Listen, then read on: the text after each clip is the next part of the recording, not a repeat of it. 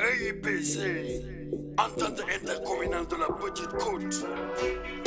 Mbour, Malicounda, Saly, Ngapou, Somo, lutte contre les déchets plastiques et l'avancée de la mer. Roule.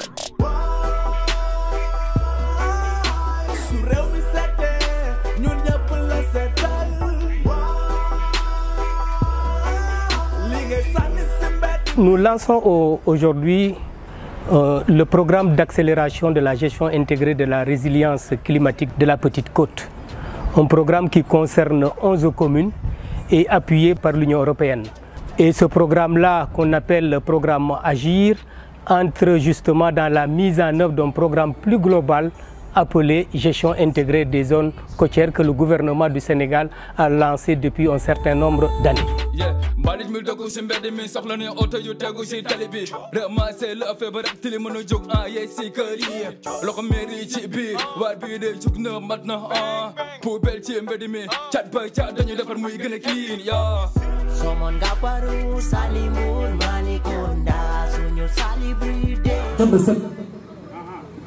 kan na sax ngir ñu lëkkale suñu xalaat jëmale ko si mbal laskan bi ibbi seen i kër te xam ne mbal am na njëriñ am na bëri dañu koy taxawal ngir programme bii dox fa ngir mu dox fa nag faaw kenn ku si nekk jàpp ndax bu kenn ku si nekk jàppee lu ñu bëgg suñu gox bii dinañ ko am.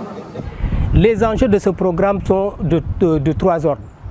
Le premier, c'est un rapport justement avec la participation, l'inclusion de l'ensemble des acteurs territoriaux dans la gouvernance des ressources naturelles de la zone.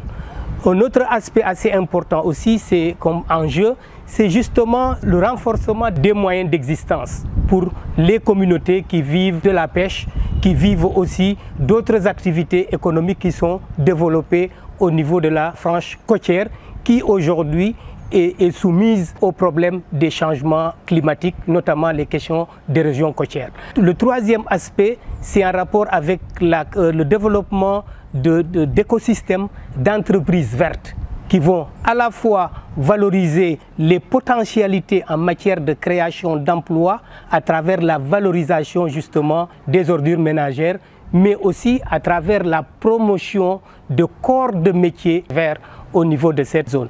Et aujourd'hui, on était à cette journée de lancement de ce programme qui va durer 3 ans avec l'appui de l'Union européenne et du gouvernement du Sénégal.